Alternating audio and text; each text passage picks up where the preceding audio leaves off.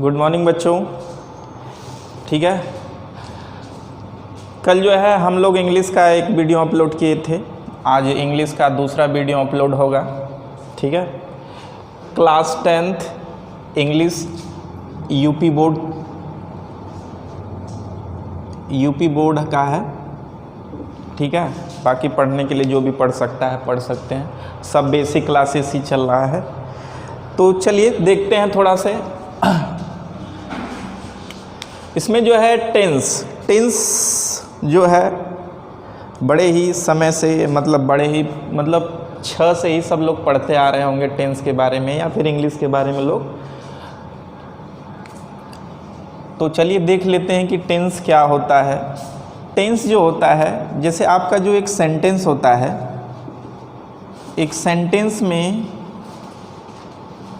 Subject होता है, verb होता है और ऑब्जेक्ट होता है और कॉम्प्लीमेंट।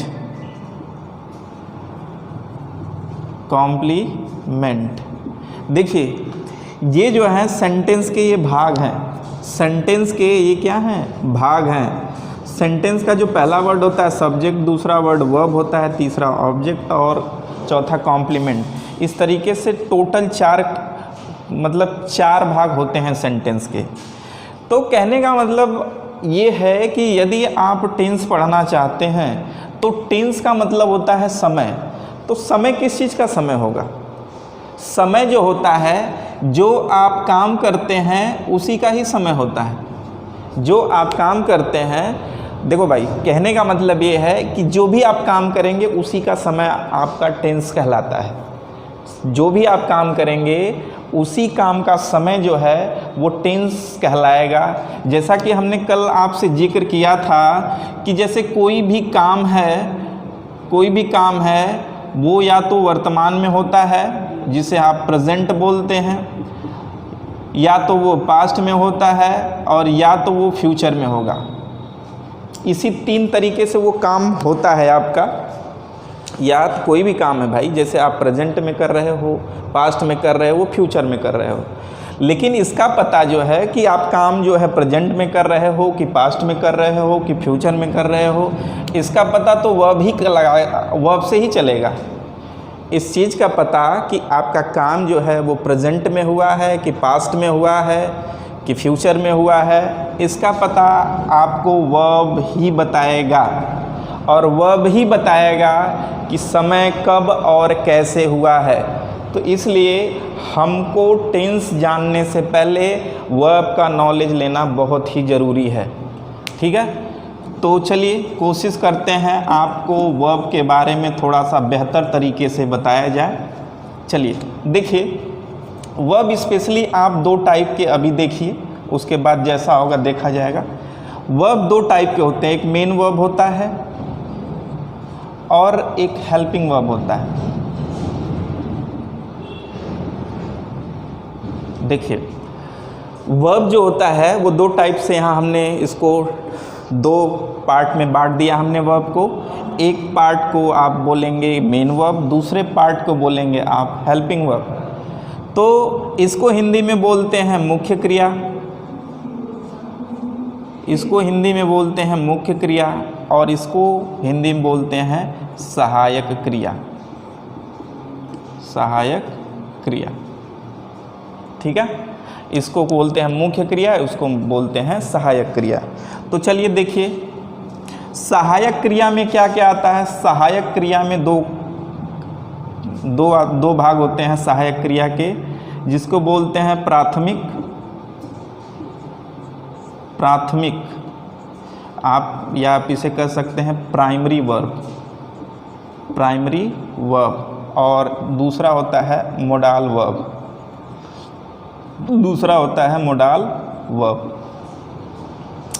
देख लो, हेल्पिंग वर्ब के 2 भाग होते हैं, प्राइमरी वर्ब और मोडाल वर्ब। प्राइमरी वर्ब आपका टेंस बनाता है और मोडाल वर्ब आपका मूड बनाता है। ठीक है, इसमें कोई मोडाल वर्ब रहेगा तो इसमें कोई एक्शन नहीं होगा, और प्राइमरी वर्ब रहेगा तो इसमें एक्शन हो भी सकता है नहीं भी हो सकता है। मतलब कहने का मतलब टेंस का पूरा जिम्मा जो है प्राइमरी वर्ब के पास है। प्राइमरी वर्ब आपका टेंस बताएगा और मोडाल वर्ब जो है आपका मूड बताएगा। तो देखिए प्राइमरी वर्ब, कोई बोले कि प्राइमरी वर्ब क्या होता है, तो ये देखिए 3 वर्ब प्राइमरी वर्ब होती हैं, be, do, have. Be, do, have, ये 3 प्राइमरी वर्ब होती हैं, ठीक है। और जैसा कि आप जानते हैं कि यदि आप देखो वर्ब जो होता है, वर्ब के जो हैं टोटल 5 फॉर्म होते हैं, वो चाहे हेल्पिंग वर्ब हो चाहे मेन वर्ब, चाहे जो भी वर्ब हो, वो हेल्पिंग वर्ब हो चाहे वो मुख्य क्रिया हो चाहे सहायक क्रिया, वो मेन वर्ब हो चाहे हेल्पिंग वर्ब, उसके कितने फॉर्म होंगे? 5 फॉर्म। और 5 फॉर्म से हमने आपको डिस्कशन भी करवाया था कल, V1 और V5। V1 और V5 ये आपका बनाता है प्रेजेंट इंडेफिनिट टेंस। V1 और V5 क्या बनाता है? Present indefinite tense. V2 क्या बनाता है? Past indefinite tense. V2 क्या बनाता है? Past indefinite tense. V3 क्या बनाता है? परफेक्ट। और V4 क्या बनाता है? कंटिन्यूअस। ठीक है, V1 और V5 present indefinite, V2 past indefinite, V3 perfect और V4 कंटिन्यूअस बनाता है। तो चलिए अब आप देख लीजिए, इन्हीं 3 वर्ब को जो है प्राइमरी वर्ब बोला जाता है, बी, डू, हैव। अब इसके फॉर्म देख लीजिए, 5 फॉर्म, इसके 5 फॉर्म देख लीजिए। भाई ये वर्ब है तो इसके 5 फॉर्म तो होंगे ही ना। ये इसका होता है V1, इसका V2 होता है वाज और वर, इसका V2 होता है वाज और वर, V3 होता है, एक मिनट, V3 होता है, V3 जो होता है इसका वो होता है बीन, V4 होता है बीइंग,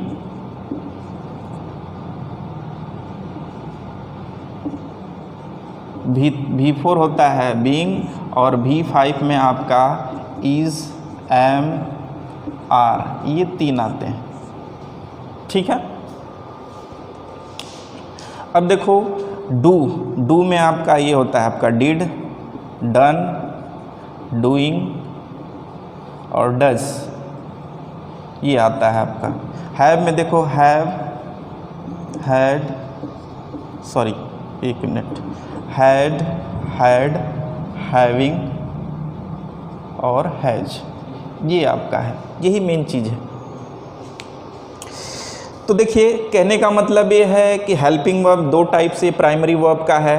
तो कभी कभी ये चीज़ समझ लीजिए कि कभी कभी ये जो हेल्पिंग वर्ब का भी काम करते हैं और मेन वर्ब ना हो तो ये आप, यदि किसी सेंटेंस में मेन वर्ब नहीं रहता है तो ये मेन वर्ब का भी काम करते हैं। जैसे कहने का मतलब है he is a lawyer, he is a lawyer, एक minute, LAWYER, he is a lawyer.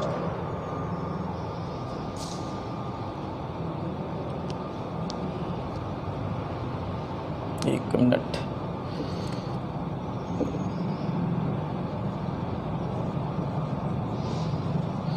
ठीक है, ही इज़ ए लॉयर। तो चलो अब देखो इसमें क्या है, ये तो आपका इज़ है, इज़ जो है आप अभी यहाँ से देखेंगे तो इज़ को हेल्पिंग वर्ब माना जाता है, लेकिन यहाँ पे इसके आगे कोई मेन वर्ब नहीं है। तो इसके आगे जब कोई मेन वर्ब नहीं है तो इसी को ही आप मेन वर्ब मानेंगे। ठीक है, फिलहाल इतना जानिए। चलिए अब हम लोग एक एक करके देखते हैं। अब हम बात आते हैं कि टेंस पहचानने पे, टेंस हमको कैसे पहचानना है। टेंस आपके सामने वर्ब के फॉर्म इतने दे दिए गए हैं, आपको इसी में से चूज करके टेंस बनाना है। तो चलिए आपके सामने ये हो गया ही इज़ ए लॉयर, तो इसको कौन सा टेंस बोलेंगे? इसको बोलेंगे, ये आपको देखेंगे कि ये वर्ब का कौन सा फॉर्म है, 5वां फॉर्म। ये वर्ब का 5वां फॉर्म है, तो आप कहेंगे कि ये क्या है। देख लीजिए वर्ब के 5वें फॉर्म से कौन सा टेंस बनता है, प्रेजेंट इंडेफिनिट टेंस। अब जैसे हमने कहा he was a doctor, he was a doctor, तो ये कौन सा टेंस है, ये आपका V2 है। देख लो, यहाँ से देख लो, वॉज क्या है, वर्ब का कौन सा फॉर्म है, V2, तो कौन सा टेंस है, पास्ट इंडेफिनिट टेंस। तो कहने का मतलब आप सीधे से तौर पे ये देखिए कि हम वर्ब देख लिए, वर्ब से हमको पता चल जा रहा है कि ये टेंस कौन सा है। ठीक है। आप वर्ब देखिए, एक एक छोटी छोटी बातें समझो, ठीक है। छोटी छोटी बातें नहीं समझोगे तो बड़ी बातें समझ में आपको नहीं आने वाली है, ये जान लीजिए। तो कहने का मतलब है, हमने आपके सामने कहा कि आपको भाई टेंस पहचानना है। हमने आपके सामने ये सेंटेंस लिखा, ही इज़ ए लॉयर, और इसका टेंस पहचानना है। तो आपका टेंस पहचानना है इसको, तो आप टेंस पहचानने के लिए आपको किसके पास जाना पड़ेगा? वर्ब के पास, और वर्ब बताएगा कि ये वाला टेंस है। तो आपने इसको देख लिया, और ये क्या हो गया? V5। तो ये कौन सा टेंस हुआ? आपका प्रेजेंट इंडेफिनिट। हमने आपको यहाँ पे लिख दिया है कि V1 हो या V5 हो तो वो कौन सा टेंस बनाता है? Present indefinite tense. यहाँ देखिए, ही वॉज अ डॉक्टर, यहाँ पे देखिए वॉज वर्ब का कौन सा फॉर्म है? सेकंड फॉर्म है। तो सेकंड फॉर्म है तो कौन सा टेंस बनाएगा? Past indefinite. देख लीजिए, सेकंड फॉर्म जो है वो कौन सा टेंस बनाता है? पास्ट इंडेफिनिट टेंस बनाता है। तो ये सब चीज़ आपको ध्यान देना है। जैसे हमने कहा, he has a book, he has a book, he has a book. अब देखिए, ही हैज़ ए बुक में आप हैज़ को देख लीजिए। हैज़ क्या है? वर्ब का 5वां फॉर्म है। तो हैज़ वर्ब का 5वां फॉर्म है, तो इस हिसाब से वो कौन सा टेंस हुआ? Present indefinite tense. हमने कहा ही हैड ए बुक, देखिए हैड वर्ब का क्या है? V2 है। यहाँ से देख लीजिए, वर्ब हैड जो है वर्ब का क्या है? V2 है। तो V2 है तो कौन सा टेंस है? ये आपका पास्ट इंडेफिनिट टेंस है, ठीक है। चलिए अब देखते हैं, अभी आपने प्रेजेंट इंडेफिनिट देखा, पास्ट इंडेफिनिट देखे। चलो अब इसमें होता क्या है कि जैसे आपका जो कंटिन्यूअस या परफेक्ट जो भी जैसे बनता है वो कैसे बनता है। जैसे हमने आपसे कहा कि भाई परफेक्ट टेंस, देखो परफेक्ट टेंस का मतलब होता है परफेक्ट प्रेजेंट का भी बनता है, पास्ट का भी बनता है, फ्यूचर का भी बनता है। तो कहने का मतलब, जब एक हेल्पिंग वर्ब और एक मेन वर्ब आता है, जब एक हेल्पिंग वर्ब और एक मेन वर्ब आता है, तो एक मेन वर्ब बताता है कि एक्शन जो है, जैसे मान लो वो क्या बताएगा, या तो ये परफेक्ट है या तो ये कंटिन्यूअस है, ठीक है।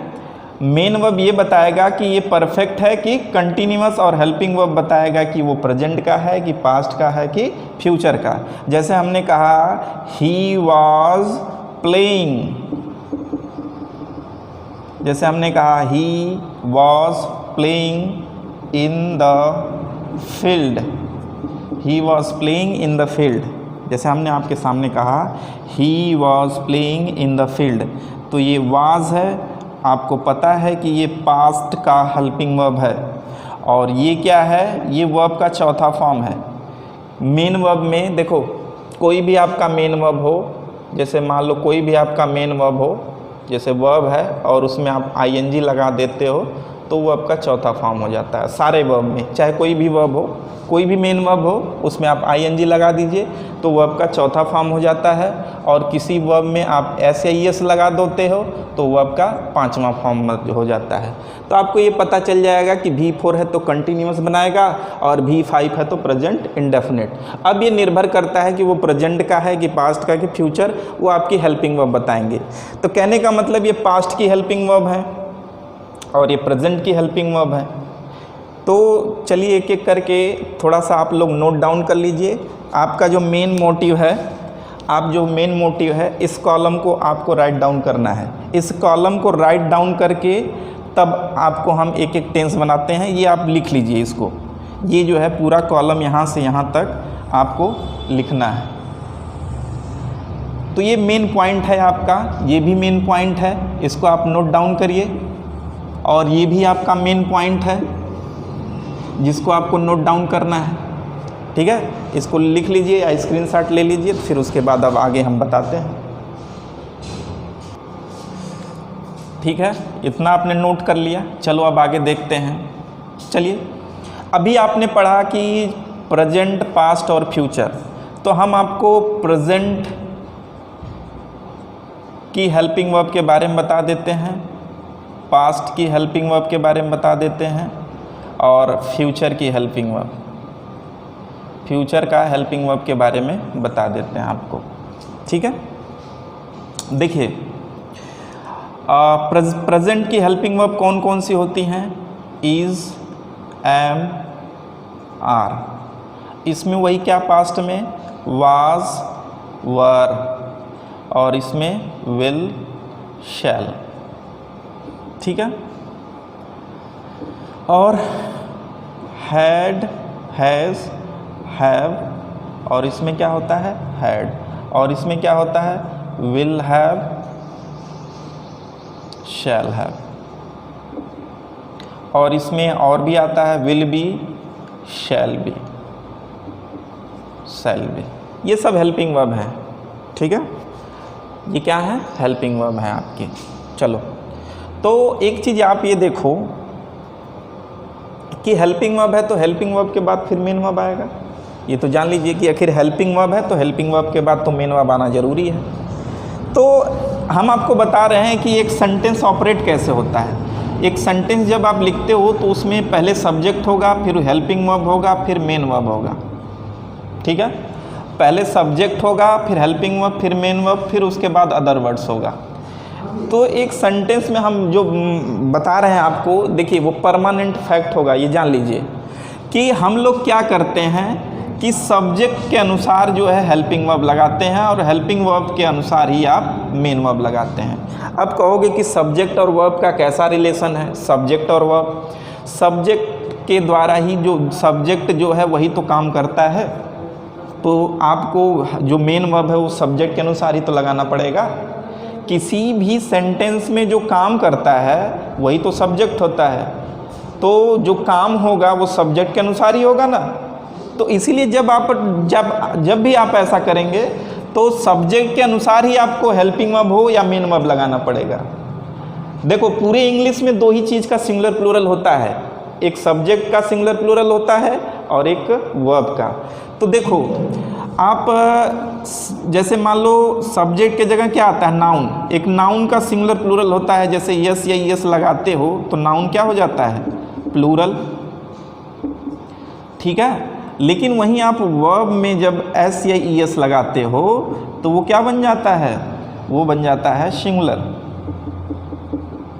ठीक है, जैसे मान लो वर्ब में एस या ई एस लगा दिए तो क्या हो जाता है? सिंगुलर, और नाउन में एस या ई एस लगा दिए तो वो क्या हो जाता है? प्लूरल।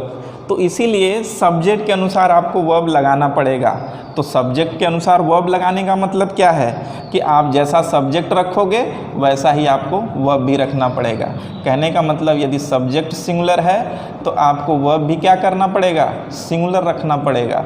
यदि ये प्लूरल है तो इसको भी आपको क्या रखना पड़ेगा? प्लूरल रखना पड़ेगा। ये समझ लो इंग्लिश का यूनिवर्सल फैक्ट है, आप इसको चेंज नहीं कर सकते हैं। ऐसा कभी नहीं होता है कि सब्जेक्ट सिंगुलर बना दिए और वर्ब प्लूरल, गलत हो जाएगा। कभी सोचे हो कि ही के साथ इज़ क्यों लगाया जाता है, आर क्यों नहीं? क्यों? क्योंकि ये सिंगुलर है और ही भी सिंगुलर है, इसलिए दोनों को बराबर करने के लिए हम ही के साथ क्या लगाते हैं? इज़। आई के साथ एम लगाते हो और यू के साथ आर लगाते हो, ये प्लूरल है, इसलिए ऐसा करते हैं आप लोग। ठीक है, तो थोड़ा सा निचले स्तर से आपको समझना पड़ेगा, थोड़ा सा कनेक्ट करने की कोशिश करिए। ऐसा नहीं है कि शुरुआत में हर चीज़ें समझ में आएंगी। पहले जो है हमारे लैंग्वेज को आपको समझना पड़ेगा कि किस तरीके से क्या है, तब आपको धीरे धीरे समझना आ जाएगा। ठीक है, तो कहने का मतलब भाई देखो, ये हेल्पिंग वर्ब में आपको पता है कि सिंगुलर प्लूरल क्या है, आप पढ़े होंगे, जानते होंगे कि एम, आर ये सब प्लूरल माना जाता है। हैज़ और हैव इसको क्या देखो, इसमें जो हैज़ को सिंगुलर माना जाता है, हैव को प्लूरल माना जाता है। इसमें वाज को सिंगुलर, वेयर को प्लूरल, इसमें हैड सिंगुलर प्लूरल दोनों के साथ हैड लगा सकते हो।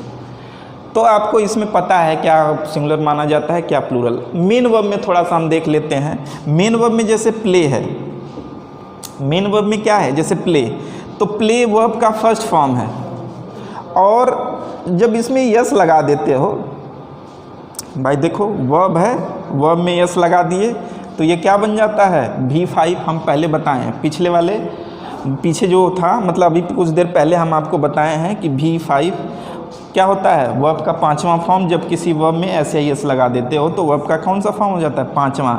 तो कहने का मतलब यहाँ देख लो, वर्ब में यस या यस लगाते हो तो क्या हो जाता है, सिंगुलर। तो कहने का मतलब आप V5 को क्या मानेंगे, सिंगुलर। तो उसी तरह V1 को क्या मानेंगे, प्लूरल। एक सिंगुलर हो गया V5 तो V1 क्या हो जाएगा, प्लूरल। तो कभी सोचे हो ही के साथ प्लेज क्यों लगता है, देख लो, ही के साथ प्लेज लगाया जाता है, प्ले नहीं लगाया जाता है, ठीक है। क्यों, क्योंकि देखो ये सिंगुलर है और ये भी सिंगुलर है। क्यों, क्योंकि ये वर्ब का क्या है, पांचवा फॉर्म। तो पांचवा फॉर्म क्या होता है, सिंगुलर।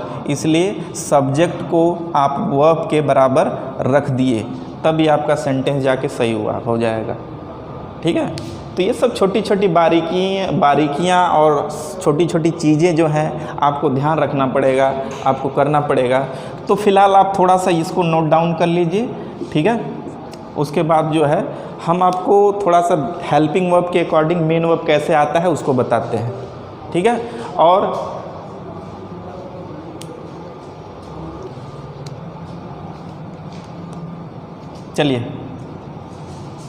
चलिए हम थोड़ा सा हेल्पिंग वर्ब के बारे में जिक्र कर लेते हैं। हेल्पिंग वर्ब में बी, डू, हैव अभी आपने पढ़ा। आप ऐसे भी कह सकते हो कि जैसे be family, do family, have family. मतलब हेल्पिंग वर्ब में जो प्राइमरी वर्ब है उसको 3 फैमिली में बांटा गया है, बी फैमिली, डू फैमिली और हैव फैमिली। और इनकी जो है अपनी अपनी लिमिटेशंस हैं। मतलब कहने का मतलब ये बिना मन के या किसी इसी तरह जो है अब काम नहीं करती हैं। इनके कुछ अपने नियम हैं, जैसे परिवार में। चलो देख लेते हैं इसमें क्या क्या आता है, ठीक है।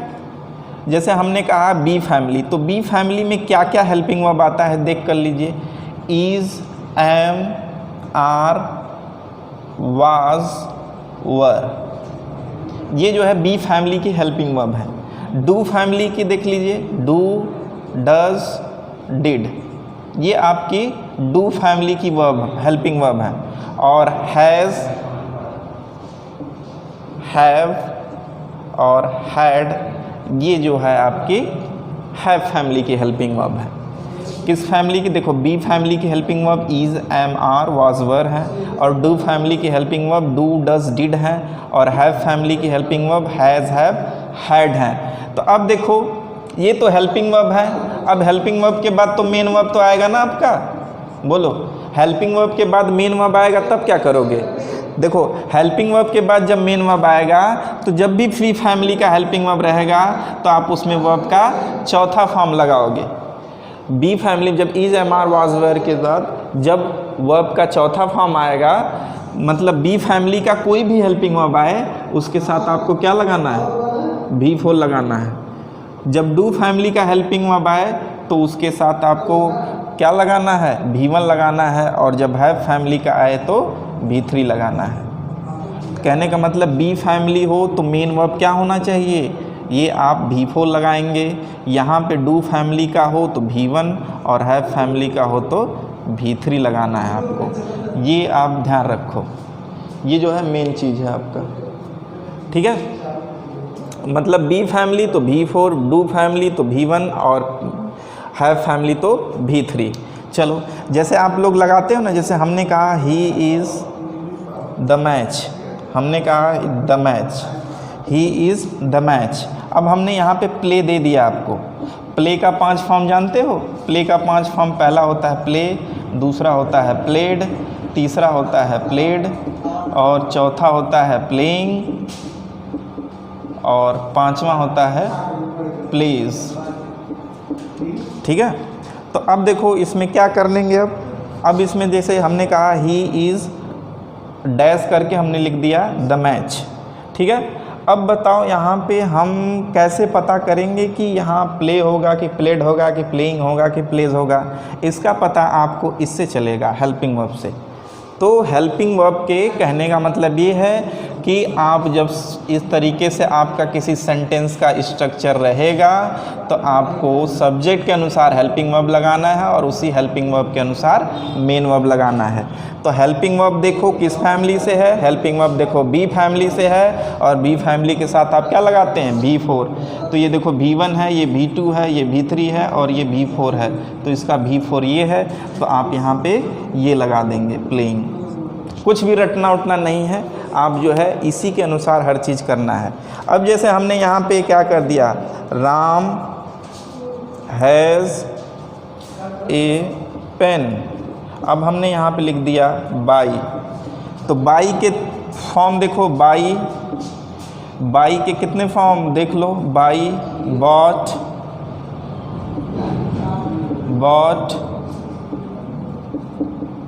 और बाइंग और बाइस, देख लो ये 5 फॉर्म है इसके, B1, B2, B3, B4 और B5। तो आपको क्या करना है भैया, देखो हैज के साथ आपको क्या लगाना है। अब कैसे पता करोगे कि हैज के साथ यहाँ पे क्या आएगा, वो आपका पहला फॉर्म आएगा कि पहला आएगा कि दूसरा आएगा कि तीसरा आएगा कि चौथा आएगा कि पांचवा।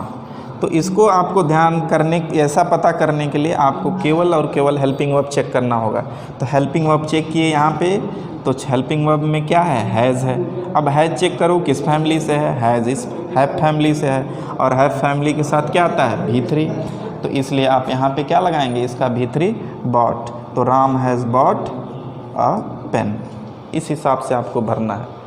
तो 10th का पहला जो सलेबस है, जो सलेबस के अनुसार यदि आप देखेंगे तो उसमें 1 या 2 नंबर का ये जो फिलिंग द वर्ब आता है, फिलिंग द वर्ब जो है ये आपका फिक्स है 1 या 2 नंबर का आपके बोर्ड एग्ज़ाम में। तो यदि आपको वर्ब भरना है तो हमारे अनुसार देखिए, यदि आपको मेन वर्ब भरना है तो मेन वर्ब के अकॉर्डिंग आपको, मतलब हेल्पिंग वर्ब के अकॉर्डिंग आपको मेन वर्ब लगाना पड़ेगा। ठीक है, चलिए आज के लिए इतना रहने देते हैं। अब बाकी का लेक्चर कल अपलोड किया जाएगा। थोड़ा सा आप लोग अच्छे से पढ़िए, ठीक है। और कोई भी प्रॉब्लम है तो आप कमेंट कर सकते हैं, और कोशिश करिए ज़्यादा से ज़्यादा चैनल को सब्सक्राइब करिए, लाइक करिए। और जो भी व्हाट्सएप ग्रुप में हम लोग अपना व्हाट्सएप ग्रुप बनाए हैं, जो भी व्हाट्सएप ग्रुप में ज्वाइन होना चाहता है, ये नंबर है 7985794202। इस पे जो है आप कॉल करके अपना व्हाट्सएप नंबर जो है ज्वाइन करवा सकते हैं यहाँ पे, ठीक है। और पूरी जो है 10th की क्लासेस, मतलब मैथ, साइंस, इंग्लिश, आपको तीनों सब्जेक्ट कोशिश किया जाएगा कि डेली मिलता रहे, ठीक है। चलिए, थैंक यू फॉर वॉचिंग।